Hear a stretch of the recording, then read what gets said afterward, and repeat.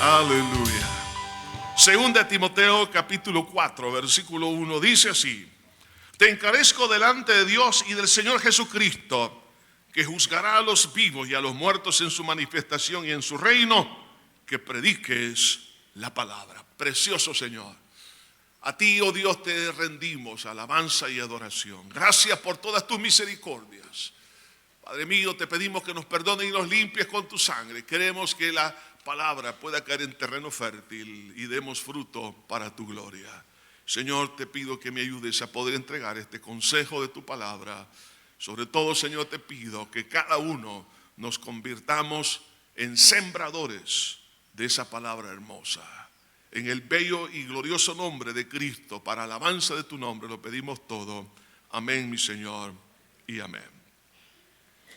La ciudad de Jericó, una de las más antiguas de la civilización. Algunos arqueólogos han dicho que es la más antigua que se ha encontrado hasta en este momento. Era una ciudad que estaba asentada en un lugar sumamente estratégico porque era una ruta comercial entre lo que es el continente de África y lo que es Asia. Ahí hay una ruta sumamente importante, una ciudad que había florecido a lo largo de los años. Sin embargo, hubo un momento en su historia, en el tiempo del profeta Eliseo, que le dijeron que la ciudad estaba bien ubicada, en un lugar estratégico, pero sus aguas eran malas, ya no eran potables. Por alguna razón se habían convertido en aguas no solamente que enfermaban a la gente, sino que algunos morían. Y viene el profeta Eliseo y agarra un poco de sal como una figura, como un tipo de lo que es la palabra de Dios. Y dice la Biblia que tiró sal en aquel lugar y las aguas fueron sanadas. Ahora la gente podía tomar agua, no se enfermaba y no se moría. Así también están las ciudades hoy en día, las poblaciones, la sociedad. En grandes oportunidades, estratégicamente, algunos tienen posiciones importantes o no tan importantes, pero de igual manera, cada uno tiene una vocación, tiene un talento, un potencial en el cual puede desarrollarse efectivamente. Pero existen algunas situaciones que están amenazando esa posibilidad de ser una persona de bendición y de éxito. Y es que las aguas son amargas, aguas envenenadas. La sociedad hoy en día, hermanos, se encuentra contaminada. Tristemente, cuando nosotros vemos a nuestra nación, vemos las naciones de la tierra, naciones que están estratégicamente ubicadas, tienen mucha desarrollo en la ciencia, en las letras, pero sus aguas son malas. Hay matrimonios que tienen años de estar en los caminos del Señor, pero algunos no se han dado cuenta que las aguas son malas. Otros tienen una familia y no se han dado cuenta también que hay aguas ahí que están amenazando la felicidad de los niños y de los jóvenes. Ahora, ¿qué es lo que usted y yo tenemos que hacer? Tenemos que sanar esas aguas. Esos antivalores que han venido a tomar lugar en el corazón de muchas personas, tenemos que sacarlos de ahí, porque están envenenando a la población, están envenenando a los niños, a los jóvenes, adultos. Y la única forma de poder traer sanidad es predicando la palabra del Señor. No solamente la palabra trae salud, pero también en la Biblia encontramos el uso que en algunos casos le dieron a la sal, especialmente cuando conquistaban algunos territorios. Dice la Biblia, sembraban sal, la mezclaban con la tierra para poder esterilizarla y que ya nunca jamás volviera a dar fruto. La palabra de Dios esteriliza la tierra del diablo, hermanos. Esteriliza los pensamientos negativos de las personas, destruye las obras de Satanás. Por eso Jesús le dijo a Satanás cuando le tentaba: escrito está, al Señor tu Dios adorarás y a Él solo servirás. ¿Qué pasó? No tuvo éxito Satanás en la vida de Cristo y lo reprendió por la palabra, para que aprendamos que la palabra es poderosa para esterilizar toda la agenda satánica sobre la vida de una persona. Pablo estaba entonces en la cárcel. Estábamos hablando que él ya estaba a unos cuantos días de su sacrificio, de su muerte. Pero él a lo largo de su vida vio cuán importante y maravilloso fue el resultado de la predicación. Miles y miles de personas, millones de personas vinieron a los pies de Cristo, donde la palabra trajo sanidad a las naciones, a los pueblos, a los corazones. Y Pablo, estando ahí en la cárcel, como dando sus últimas palabras a su hijo adoptivo en la fe, llamado Timoteo, le dice: predica la palabra, como dándole su última indicación, las últimas palabras, porque le estaba dando la relevancia, porque la palabra es lo más poderoso que puede haber para traer bendición a las personas que le rodean. Es por eso, hermanos, que hoy en día también Dios nos ha dado una posición estratégica a cada uno. Usted puede estar en su empresa, en la calle, en la familia, en la colonia, donde quiera. Estamos ubicados en distintos sectores. Lo importante es que nosotros traigamos sanidad. ¿Cómo? A través de la predicación de la palabra de Dios. Por eso el tema del mensaje en esta hora es: predica la palabra. Ahora, quiero que hablemos por lo menos de dos cosas importantes. En primer lugar, de la singularidad de la palabra de Dios.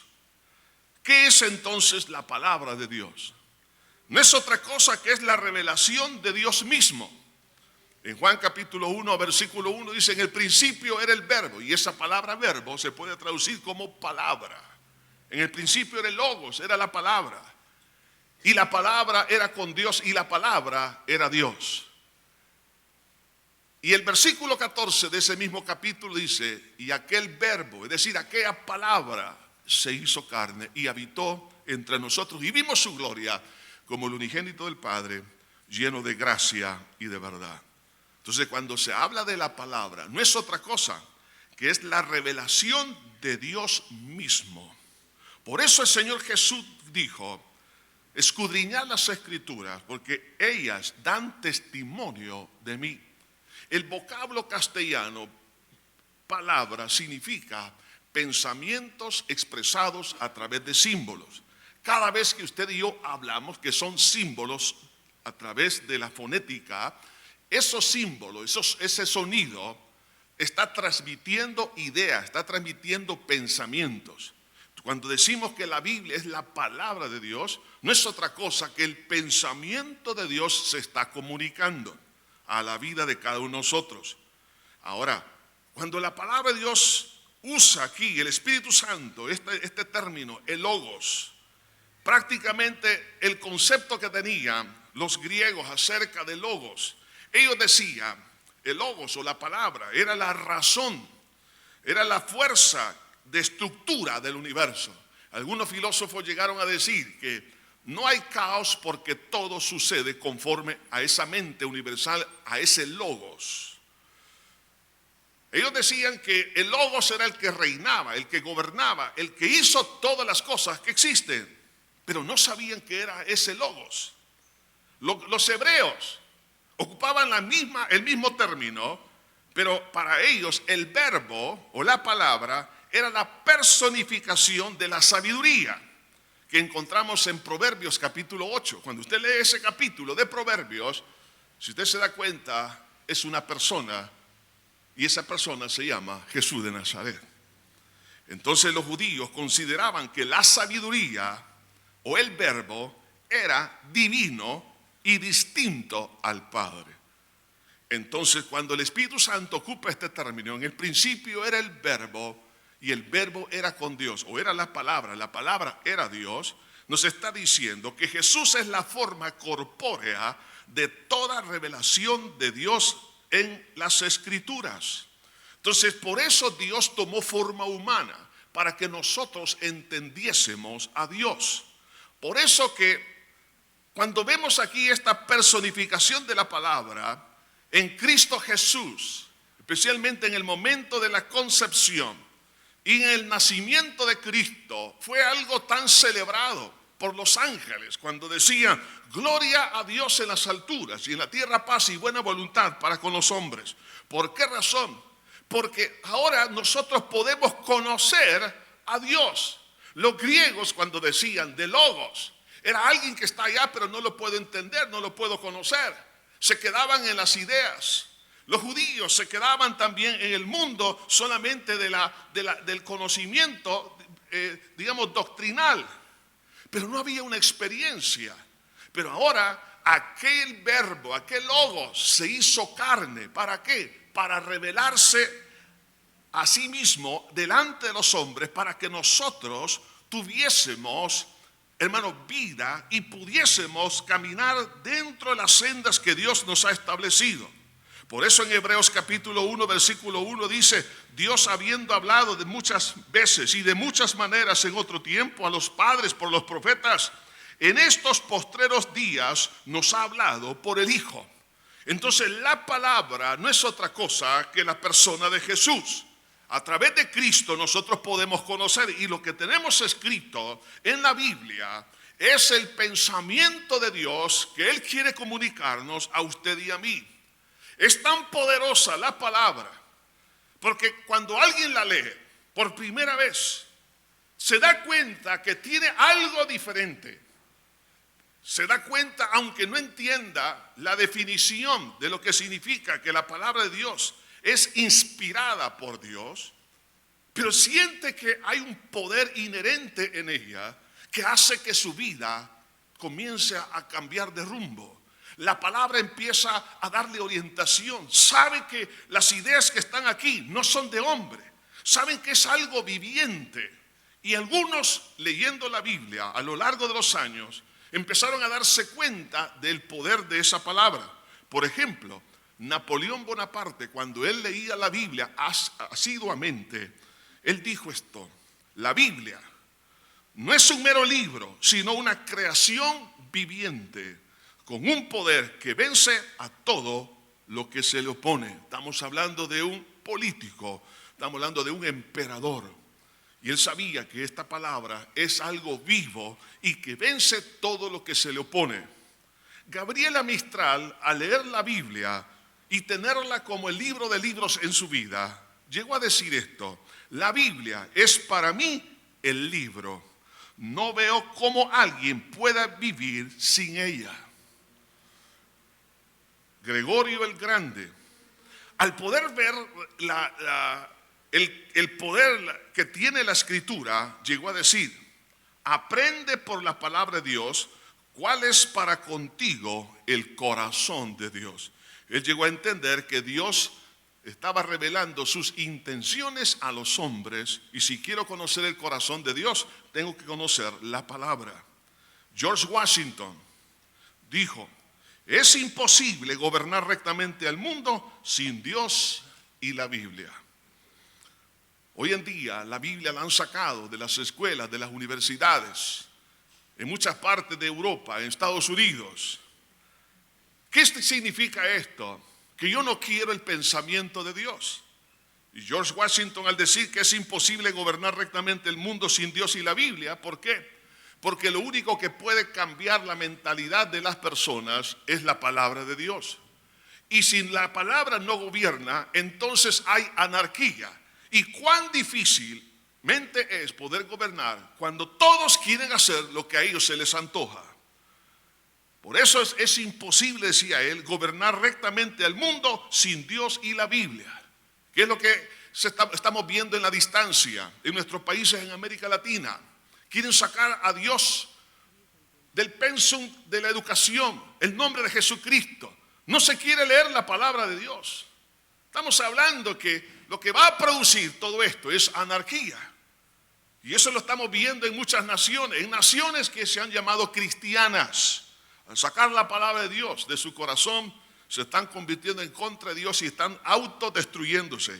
Immanuel Kant, cuando él leía la Biblia, se dio cuenta de algo tan interesante y él llegó a decir esto: la existencia de la Biblia como libro para el pueblo es el mayor beneficio que la raza humana jamás haya experimentado. Todo intento de desprestigiarla es un crimen contra la humanidad. Ahora, es porque ellos entendían algo de que había algo especial. ¿Por qué? Porque la palabra de Dios, hermanos, es vida, es poder. Ahí se está manifestando el corazón de Dios. Ahora, si estas personas, y muchos de ellos no conocían a Dios, no conocían a Cristo, no eran religiosos, pero sabían que había algo tan diferente, algo distinto, entonces, ¿cómo nosotros no podemos apreciar el consejo que encontramos y la orden, hermano, imperante que vemos aquí? Predica la palabra. Pero nosotros consideramos la Biblia como cualquier otro libro. La tenemos en nuestra biblioteca, la tenemos en nuestras computadoras, en nuestros teléfonos móviles, pero no le damos la importancia. Ahora bien, hermano, la responsabilidad de la iglesia de Cristo es respaldar la palabra de Dios sobre cualquier pensamiento humano. Primero es el pensamiento de Dios, y los pensamientos de los hombres tienen que sujetarse al pensamiento de Dios. Algunos han cometido gravísimos errores al llegar a decir que la iglesia y el Estado tienen que estar separados. Por eso vemos los grandes errores. La Biblia tiene que estar presente en la política. La Biblia tiene que estar presente en la educación. La Biblia tiene que estar presente en los hogares. La Biblia tiene que estar presente en la economía. La Biblia tiene que estar presente en todo. ¿Por qué vemos los problemas que vemos? Porque no hemos querido darle espacio a los principios de la palabra del Señor.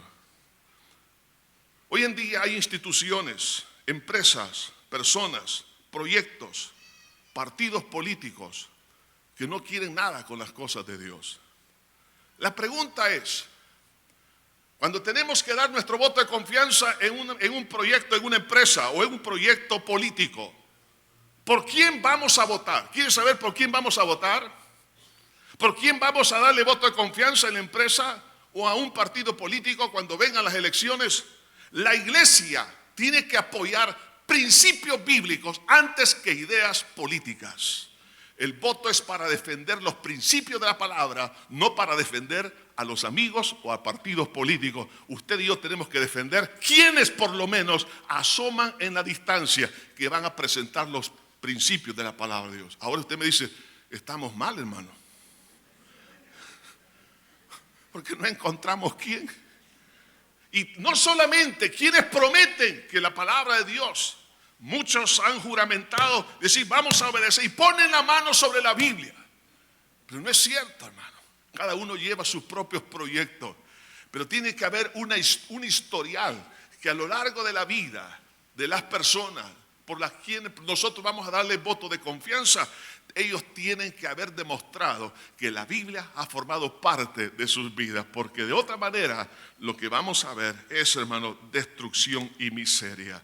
De ahí que entonces cuando vemos la singularidad de la palabra, es algo tan grande porque prácticamente es la revelación de Dios mismo. Ahora, si comprendo esto, eso me ayuda a entender la capacidad que ésta tiene. ¿Qué hace la palabra de Dios? Le voy a mencionar algunas cosas interesantes que la Biblia hace. Primero, crea.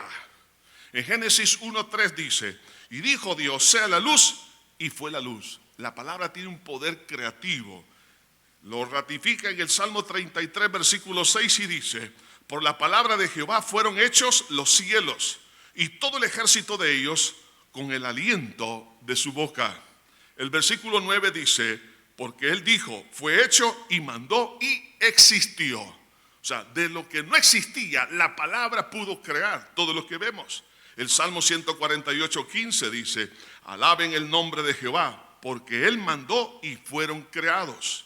En Hebreos capítulo 13, versículo 3 lo dice de esta manera, por la fe entendemos haber sido constituido el universo por la palabra de Dios, de modo que lo que no se ve fue hecho de lo que no se veía. ¿Cómo sucedió esto? De la nada Dios trajo toda existencia por la palabra. En el ministerio de nuestro Señor Jesucristo, Él hizo sanidades, milagros. Y uno de los milagros que vemos en la Escritura es que trajo a existencia cosas que antes no existían. Dice la Biblia que Dios sanaba a los leprosos, a los paralíticos y oiga esto, a los mancos. Es decir, a alguien que no tenía una mano, le apareció la mano. Gloria a Dios. ¿Se puede usted imaginar? La única manera de sanar a un manco es que le aparezca la mano. O sea, estamos hablando de actos creativos y Dios lo sanó. Ahora, eso no, es lo mínimo, pero dar vida, estamos hablando que estaban muertos y trajo a existencia la vida a Lázaro, al hijo de la viuda de Naín y a muchos más. Ahora, hermanos, cuando uno ve esto, es algo que nos debe a nosotros impresionar. ¿Por qué? Porque si la palabra creó todo de lo que no existía, hoy en día, si usted dice, yo no tengo amor para mi esposa o para mi esposo, o no tengo paciencia, no tengo una vida de piedad ni de santidad, no hay pureza en mi vida, usted dice, estoy muerto en delitos y pecados, mas la palabra de Dios tiene poder para traer a existencia lo que usted y yo no tenemos. La Biblia hace un acto creativo en usted y en mí. ¿Por qué? Porque Jesús dijo, las palabras que yo os he hablado son espíritu y son vida. Cuando Dios sopló sobre aquel barro, en ese momento vino a ser un ser viviente, Adán. Así también la palabra de Dios puede crear cosas importantes. Por eso algunos matrimonios se dan por vencidos, porque están pensando en lo que ellos pueden hacer, lo que los consejeros le dicen. No, usted lo que necesita es el soplo de la palabra de Dios. Y donde hay odio, Dios hará que el odio salga y aparezca por primera vez el amor ágape de nuestro Señor Jesucristo. La palabra no solo crea, la palabra gobierna. Dice en el Salmo 107:20, envió su palabra y los sanó y los libró de su ruina. Gloria a Dios. Cuando Dios toma control, agarra aquello que está por destruirse, lo establece, gobierna para que no se destruya su vida, su hogar, su empresa, su negocio, su trabajo. Si usted está a punto de quebrar en muchas áreas, deje que la palabra de Dios gobierne. ¿A través de qué? De obedecerla. Y Dios se encargará de lo demás. No solo eso, pero la palabra transforma. Isaías 55:10 dice, porque como desciende de los cielos la lluvia y la nieve, y no vuelve allá, sino que la riega la tierra, y la hace germinar y producir, y da semilla al que siembra y pan al que come, así será mi palabra que sale de mi boca, no volverá a mí vacía, sino que hará lo que yo quiero y será prosperada en aquello para que la envíe. La palabra de Dios prospera, produce, da semilla al que siembra y pan al que come. Es decir, hay resultados. Aquella esterilidad Dios la transforma en un jardín del Edén. Si usted se encuentra de esa forma en su vida, se encuentra estéril, pues la palabra de Dios va a crear, va a hacer germinar lo que no existe, aquellas cosas que usted no puede ver como fruto del Espíritu Santo. La palabra de Dios lo va a hacer. En el Salmo 19:7 dice, la ley de Jehová es perfecta, que convierte el alma. O sea, hay transformación. ¿Qué es el alma? El alma es la mente, las emociones y la voluntad. O sea, la palabra tiene un poder para poder cambiar y sanar los pensamientos, las emociones, la voluntad. Hay personas rebeldes, hay personas contumaces. Hay personas que, hermanos, sus pensamientos, sus decisiones van en camino a la perdición. La Biblia dice que hay caminos que al hombre le parecen derechos, mas su fin es de muerte. Entonces la palabra le ayuda, ¿qué cosa? A iluminar su camino, a entender que está equivocado para producir una transformación. Pero también la palabra da vida. Juan 1:2 dice, en él estaba la vida y la vida era la luz de los hombres. Si yo quiero vida, plenitud de vida, no solamente existencia cronológica, sino un estado de plenitud dentro de esa existencia, yo tengo que permitir ese soplo de Dios a través de la palabra. Por eso Pablo en Filipenses 2:16 dice, asidos de la palabra de vida. Cada vez que usted y yo leemos la palabra, escuchamos la palabra, predicamos la palabra, estamos hablando de, hermanos, en términos de vida. Satanás habla en términos de muerte, en destrucción, pero cuando la palabra es expuesta, ahí viene hermanos, la plenitud, la llenura, la satisfacción que todos necesitamos. Pero también la palabra revela la verdad. Un filósofo de antaño dijo, conócete a ti mismo. La única manera de conocernos a nosotros mismos es dentro del parámetro absoluto del principio bíblico. Y no hay otro espejo que me pueda revelar lo que yo soy, sino la palabra de Dios. Por eso, Daniel 10:21 dice, pero yo te declararé lo que está escrito en el libro de la verdad. El único libro de verdad es la Biblia, hermanos. No existe otro libro, porque el único libro inspirado por Dios es la Biblia. Aunque otros quieran decir no es así, el único libro inspirado por Dios es la palabra. Por eso se le llama libro de verdad. En 2 Timoteo 2:15 dice, usa bien la palabra de verdad. Entonces la palabra, por supuesto, como es verdad, eso quita de mi corazón todo engaño que hay en mí. Todo engaño en el cual he sido formado. Y ahora puedo conocer lo que es blanco y lo que es negro. Puedo hacer una diferencia de aquella mezcla entre lo negro y lo blanco, los tonos grises, pero que no son la voluntad de Dios. ¿Por qué? Porque la Biblia me ayuda a mirar con claridad y a poner los pies sobre la tierra, porque es la verdad. Pero también trae salvación. En Hechos 13:26, Pablo predicándoles a los hebreos le decía, a vosotros es enviada la palabra de esta salvación. La Biblia cuando habla de salvación habla de liberación, de un rescate. ¿Se recuerdan ustedes del rescate que hicieron los israelitas allá en Uganda? Ese rescate de esos prisioneros. No se puede comparar ese rescate con el rescate que Dios hizo en Cristo Jesús en la cruz del Calvario. Para redimir a la humanidad. ¿De qué? De la garra de Satanás, del pecado y de la condenación eterna. Por eso que Jesús dijo en Juan 8:31, si vosotros permanecéis en mi palabra, seréis verdaderamente mis discípulos y conoceréis la verdad y la verdad os hará libres. O sea, la verdad rompe cadenas, rompe cualquier clase, hermano, de que esté dañando nuestra vida o está esclavizándonos. Por eso Santiago 1:18 dice, Él de su voluntad nos hizo nacer por la palabra de verdad para que seamos primicias de sus criaturas. Esa palabra nos ha engendrado y nos ha dado vida, nos ha traído salvación. Si usted quiere ver cambios sustanciales en las personas que le rodean, tengo entonces que echar sal, es decir, tengo que llevar la palabra. La palabra va a salvar a las personas. La palabra va a revelar la verdad que hay en su corazón. Va a traer vida, va a transformar, va a gobernar, va a crear. Pero además de eso, algo importante que la Biblia hace es que crea la fe.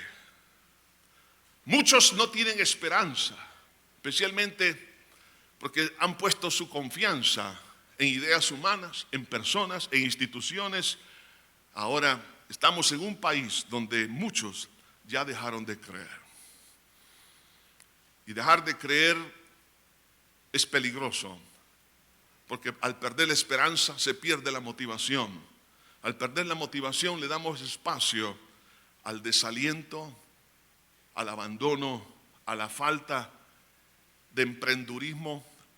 Empezamos a entrar en otros niveles donde Satanás puede, en un momento dado, sembrar la cizaña en nuestra vida. Pero la palabra crea la fe. ¿Pero la fe en qué? La fe en Dios. La Biblia dice que la fe viene por el oír y el oír la palabra de Dios. Entonces, en el momento en que cada uno de nosotros recibimos la palabra, en ese instante Dios está creando algo tan vital en nuestra vida como es la fe. Y es la fe que nos ayuda a poder mirar esos montes y decir como Caleb, dame ese monte y lo conquistaré. ¿Por qué algunos no pueden conquistar los desafíos y los retos? ¿Por qué algunos no pueden desempeñar su liderazgo como Dios quiere? ¿Por qué algunos no aceptan esas oportunidades? Porque le tienen temor a los gigantes, le tienen temor a los desafíos.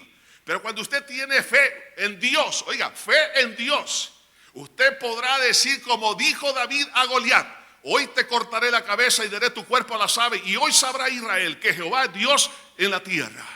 Hermanos, cuando usted y yo estamos en Cristo y tenemos esa fe, podemos vencer cualquier dificultad, dificultades de enfermedades. Usted puede vencer cualquier cosa que le esté atormentando, pero necesita la fe, y la fe viene por el oír, y el oír la palabra de Dios. Y esa fe es vital para nuestra vida, pero también produce madurez o crecimiento espiritual.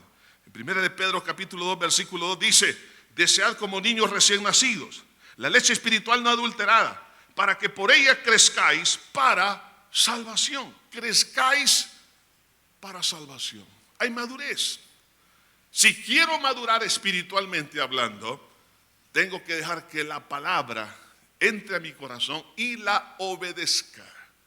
Eso va a traer desarrollo, madurez. Y también otra cosa que hace la palabra es que desnuda el corazón. La Biblia dice que no hay otra cosa más engañosa que el corazón. Mas Hebreos capítulo 4 versículo 12 dice: porque la palabra de Dios es viva y eficaz, y más cortante que toda espada de dos filos, que penetra hasta partir el alma y el espíritu, las coyunturas y los tuétanos, y discierne los pensamientos y las intenciones del corazón. La palabra es lo único que puede hacer diferencia entre lo que es del alma y lo que es del espíritu, lo que es psicológico y lo que es espiritual, lo que es personal y lo que es de Dios. La palabra tiene tanto poder para poder realmente conocer qué es lo que yo soy y lo que yo hago, y qué es lo que Dios hace y lo que Dios es en mi vida. No solo eso, sino que discierne los pensamientos. Es decir, me ayuda a entender la palabra, lo que está detrás de mis ideas. Pero también va más allá y dice: y las intenciones del corazón, los proyectos, ¿por qué hago esto? ¿Por qué hago lo demás? ¿Qué es lo que me motiva a hacer eso? La Biblia me ayuda a descubrir eso. Es el mejor psicoanálisis que usted y yo nos podamos exponer para ver lo que hay dentro de mi corazón. Pero también la palabra establece el vínculo con Jesús cuando se le cree.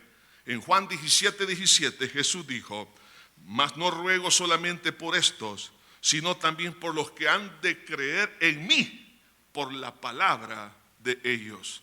La palabra, al creerla, establece un vínculo con el Señor Jesús. Y podemos seguir hablando de muchos grandes beneficios, pero quiero que piense lo que sucedería al predicar usted la palabra en su casa. En ese momento, recuerde, la palabra es la personificación, es el corazón, es la revelación de Dios mismo. Y cuando usted comunica la palabra en su hogar o en la oficina donde usted se encuentre, empieza a crear de algo que no existe, va a traer a existencia. La palabra va a gobernar los pensamientos de todos los que estamos ahí para ponernos de acuerdo. La palabra va a transformar aquello que es estéril en productivo. La palabra va a traer vida donde hay muerte. La palabra nos va a ayudar a conocer los valores absolutos y va a traer como consecuencia libertad. La palabra va a traer salvación y va a romper las cadenas del diablo y el pecado, y las obras del diablo saldrán huyendo porque trae salvación. La palabra va a crear el mundo, la ley maravillosa de la fe. La palabra va a traer crecimiento espiritual. La palabra me va a ayudar a conocer mi corazón y además me va a ayudar a establecer un vínculo muy cercano con el Señor. Ahora, si esto, hermanos, se hace en las escuelas, en las universidades, en el trabajo, en la empresa, donde quiera, hermano, esto va a traer enormes resultados. Quiero decirles que hace unos meses atrás me invitaron a una institución para ir a predicar. Pero la jefe de aquel lugar me mandó a decir que en ese lugar no iba a entrar nunca un pastor a predicar. Yo ya había llegado con mi traje y todo, mi Biblia, y salen de esa institución y me dicen: pastor, dijeron que no, aunque siempre lo hemos tenido, pero está bien, dije yo, no hay problema, aquí hay un buen árbol.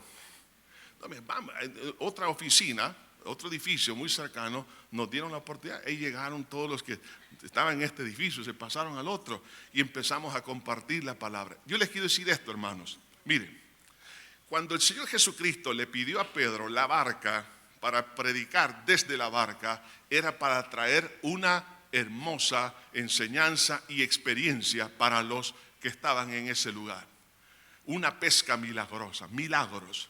Cuando usted, hermanos, ofrece su empresa, su negocio, su casa, la institución que usted está dirigiendo, sea gubernamental o no, donde quiera que esté, usted le da espacio a la palabra, es para que Dios empiece, hermano, a traer vida, empiece a traer transformación. Se habla del cambio de cultura dentro de la empresa. ¿Cómo habrá cambio de cultura si no está la palabra de Dios? Porque la única manera de que nosotros trabajemos en equipo, trabajemos en unidad, que como nación podamos estar, hermano, en un mismo pensamiento, es que la palabra de Dios entre a las escuelas privadas, a las escuelas públicas, a las universidades, a las instituciones públicas, a las instituciones privadas, en las iglesias. La palabra tiene que estar presente. ¿Por qué razón? Porque es el pensamiento de Dios y es un pensamiento vivo, transforma, cambia, trae vida, trae grandes resultados. Por tal razón, hermano, no dejemos de predicar la palabra de Dios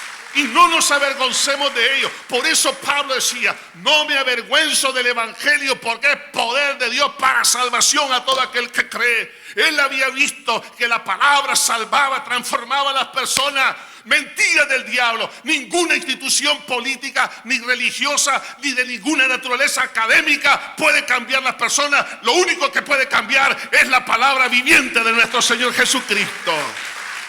Los cambios de los pueblos vendrán por la palabra de Dios. Recuerde, la reforma en el siglo XVI cambió el oscurantismo y dio espacio a otra era por la palabra. La reforma fue la base, oiga esto, no solamente para traer salvación, que es lo más importante, pero fue la base del progreso. El renacimiento fue resultado de la reforma. La reforma trajo cambios de pensamiento, donde ahora era más participativo, la gente podía ser más humana, ser más compasiva, no tanto una relación tan vertical dentro de una organización, pero una relación horizontal.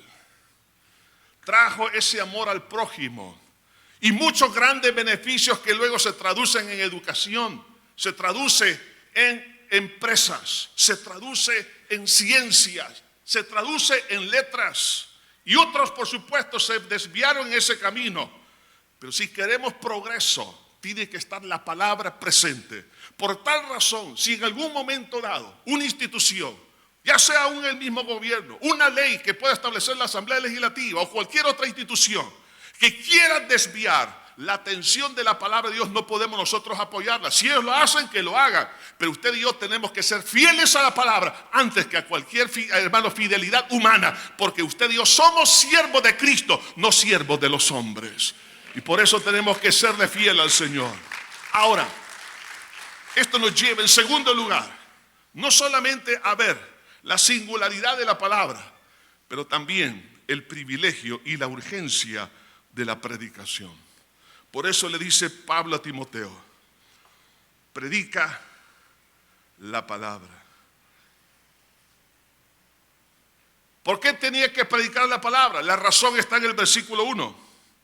Te encarezco delante de Dios y del Señor Jesucristo, que juzgará a los vivos y a los muertos en su manifestación y en su reino. Que prediques la palabra. La única manera, hermanos, de traer cambios sustanciales es derribando los argumentos, como dice 2 Corintios 10:5, derribando argumentos y toda altivez que se levanta contra el conocimiento de Dios y llevando cautivo todo pensamiento a la obediencia de Cristo. Piense lo que pasaría, traer cautivo los pensamientos de los homicidas, de los estafadores, de los ingratos, de los mentirosos, de los derramadores de sangre, de los materialistas. Si podemos, hermano, traer cautivo todo pensamiento a la obediencia de Cristo, entonces podríamos vivir en armonía. Por eso es urgente. Timoteo, predica la palabra. Ahora, esto debe de ser, hermano, nuestro juramento sublime. Cuando le dice, te encarezco delante de Dios y del Señor Jesucristo.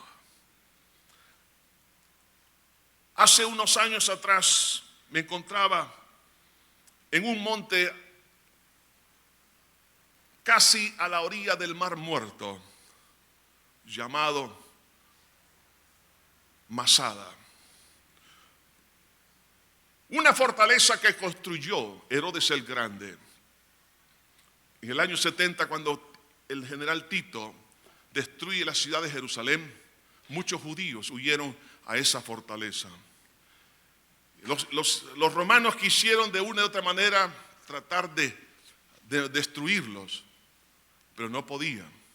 Usted ya sabe por la historia cómo es que ellos lograron, después de muchos meses, si no mal recuerdo, fueron 2 años, de intentar una y otra fórmula hasta que llegó un día en que ellos pudieron entrar a Masada. Ahí se encontraban casi 1000 personas hebreas que no estaban decididos a someterse al yugo romano, sino que estaban dispuestos a rebelarse y establecer lo que ellos llamaban el reino de Dios. Es decir, lo estaban viendo de un pensamiento eminentemente político. Cuando ellos vieron que ya no podían realmente seguir resistiendo, todos se suicidaron. Todos. Cuando entran los romanos, todos estaban muertos. Cuando yo me encontraba ahí en Masada, pude observar a un grupo de jóvenes militares que estaban juramentándose ya como iniciar su carrera militar. Y nos explicaba el guía de turismo, nos decía el juramento que ellos están haciendo en este momento.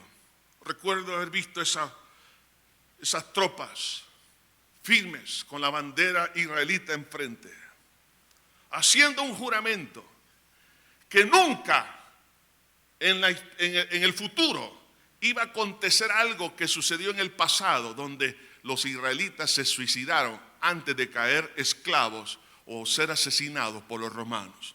Y ellos dijeron, en su juramento, los soldados dicen, nunca jamás sucederá esto. Nosotros vamos a morir para defender nuestra nación. Ahora Pablo le dice a Timoteo, te encarezco delante de Dios y del Señor Jesucristo.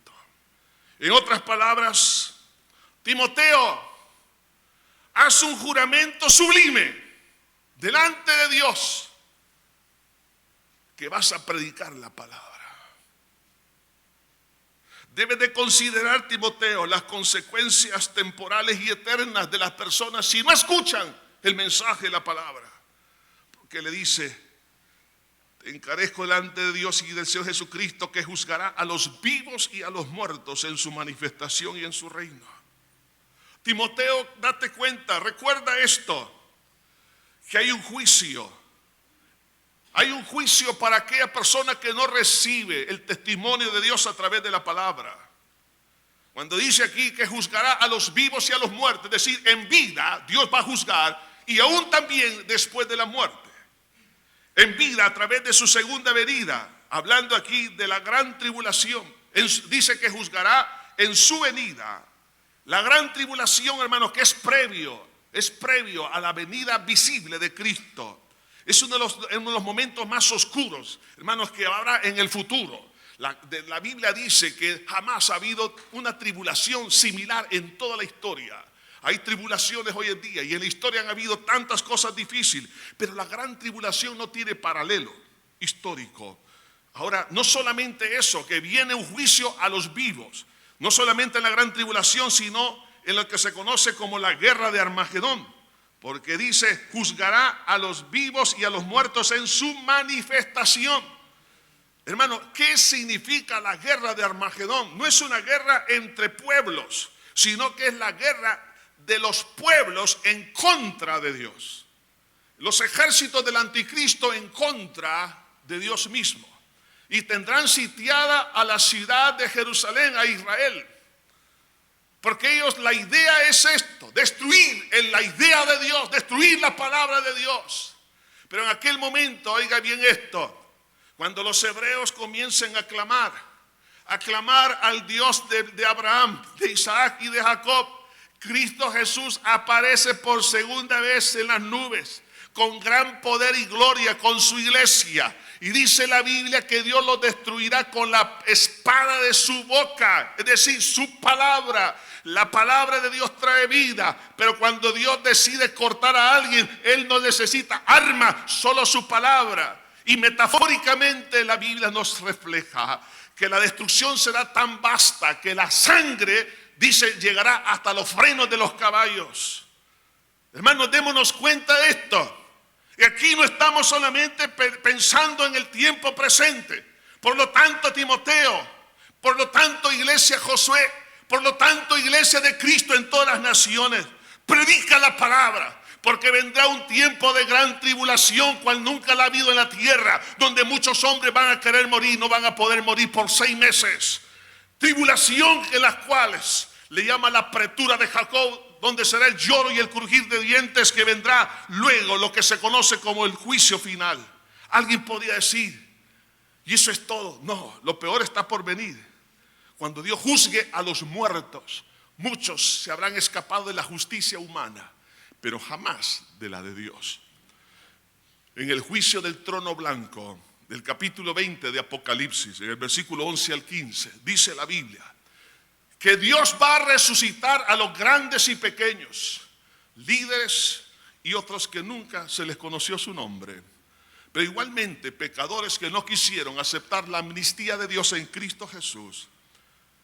Y serán resucitados, y dicen, serán juzgados de acuerdo a los libros, es decir, el registro de sus pecados. Entienda esto, a Dios no se le ha olvidado ningún pecado suyo y mío. Él lo tiene registrado. Pero lo lindo es esto, que cuando yo vine a Cristo le dije, Señor, perdóname, entiendo que hay una lista tremenda de pecados, pero por la fe en tu sangre recibo el perdón. En ese momento en el cielo Dios le dio delete, borró, porque dice la Biblia, venid luego, dice Jehová, y estemos a cuentas. Si vuestros pecados fueren como la grana, como la nieve, serán emblanquecidos. Si fueren rojos como el carmesí, vendrán a ser como blanca lana. Y Dios remite, es decir, despide los pecados. Ahora, por eso usted y yo no vamos a ir a condenación y no vamos a aparecer en ese juicio. Solamente aquellos que no quisieron, pero ahora van a tener que enfrentar al juez del universo, a Dios mismo. Y Dios lo va a juzgar. Y dice, y como no se hallaron en el libro de la vida, en otras palabras, por cuanto no quisieron aceptar la salvación en Cristo Jesús, serán echados al lago de fuego, que arde con fuego y azufre, y donde estará el falso profeta, el anticristo y Satanás. Y será un tormento por todos los siglos. Por eso, Timoteo, predica la palabra. Porque las personas creen que con la muerte se termina todo, que con el suicidio le ponen final a su sufrimiento. No es cierto. Hay algunos que le han traído falsa esperanza, diciéndoles que a través de ruegos de sus familiares podrán cambiar su destino. Mas la Biblia dice, está establecido que el hombre muera una sola vez y luego el juicio.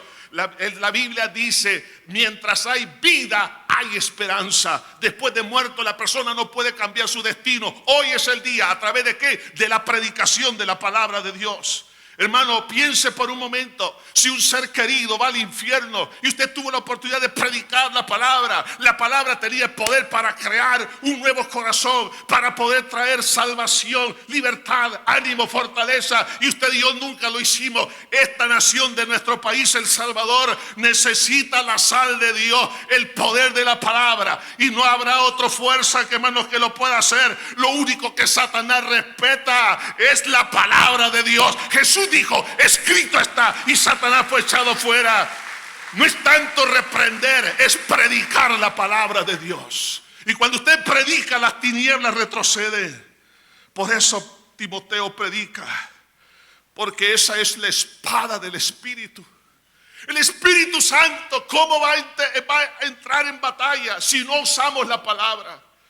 Por eso en la armadura del cristiano dice la Escritura en Efesios 6:17, toma la espada del Espíritu, que es la palabra de Dios. Cuando tomamos la palabra, el Espíritu Santo actúa. Cuando usted está dando un consejo a sus hijos, el Espíritu Santo, no solamente ellos están oyendo la palabra viviente, el Espíritu Santo los está envolviendo, los está convenciendo.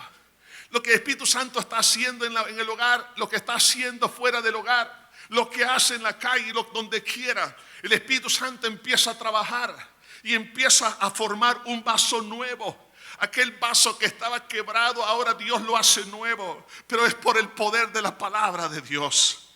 Amada iglesia de Cristo, no hay mayor beneficio que usted y yo podamos hacer que hacer un solemne juramento delante de nuestro Padre Celestial y del Señor Jesucristo, decir: Señor, me comprometo a predicar la palabra. Es lo único que puedo hacer. No puede haber algo más grande que eso. Está bien, desempeñese como profesional, como madre, como padre, como empresario, como político, lo que usted quiera. Pero no hay llamado más sublime delante de Dios decir: Señor, predicaré tu palabra. Y el Espíritu Santo hará lo demás. El milagro que usted y yo no podemos hacer, Él lo va a hacer. Padre, venimos ante ti en esta hora, dándote mil gracias por un enorme privilegio, inmerecido, de predicar tu palabra. Siendo nosotros, siendo yo el más indigno, te ha placido que podamos enunciarla. Y todo hijo tuyo, toda hija tuya es llamado a este privilegio. Estimado amigo, estimada amiga que nos visita en esta hora, si usted no ha tenido ese encuentro con Dios, usted lo necesita. ¿Cómo? ¿Cómo lo puede obtener? A través de una oración de fe.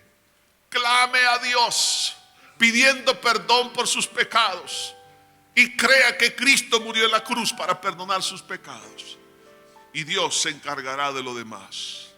¿Usted quiere entregarle su corazón a Jesús? Donde quiera que usted se encuentre, juntamente con los que están aquí presentes, oren conmigo, digan conmigo esta oración en voz alta: Padre eterno que estás en los cielos, me arrepiento de todo corazón de todos mis pecados. Límpiame con tu sangre que derramaste en la cruz. Soy pecador, te he ofendido, he herido tu corazón, y eso es lo que más me duele, el haberte despreciado por la basura del pecado. Pero tú moriste por mí en la cruz, y por la fe en tu sangre recibo el perdón de todos mis pecados. Creo que resucitaste para mi justificación. Te abro mi corazón y te recibo como mi único Salvador y Señor de mi vida. Gracias, Señor. Gracias, Señor. Siga orando con sus propias palabras. Ahora quiero hacer un llamado. Todo aquel que ha entendido lo que Dios desea para su vida y está dispuesto a comenzar a predicar la palabra en su familia, a las personas que le rodean, donde quiera que se encuentre, dentro o fuera del trabajo, dentro o fuera del país, y decir: predicaré, Señor. Póngase de pie ahí donde está. Haremos un compromiso solemne delante del Señor.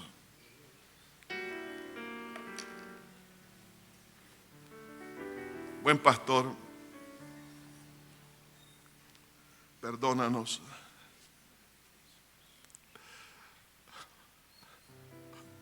Perdónanos por no predicar tu palabra.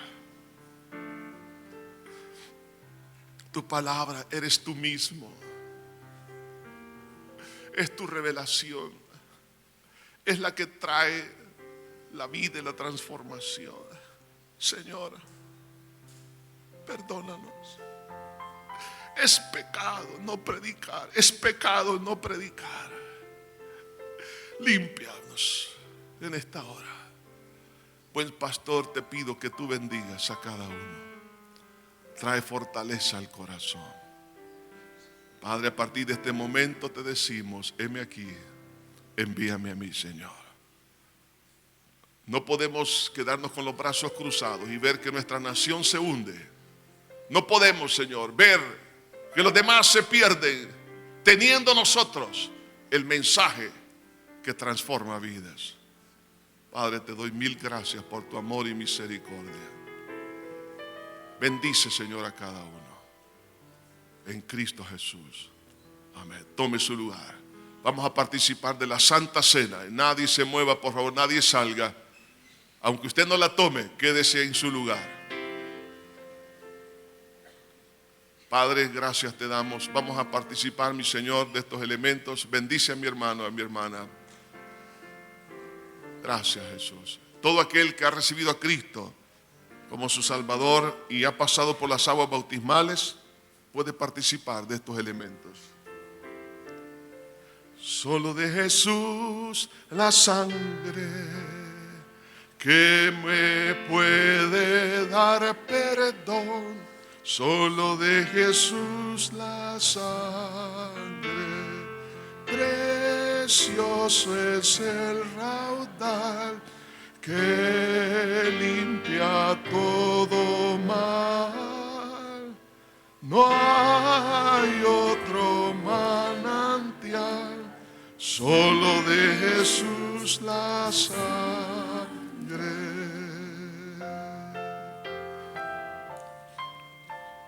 Solo de Jesús la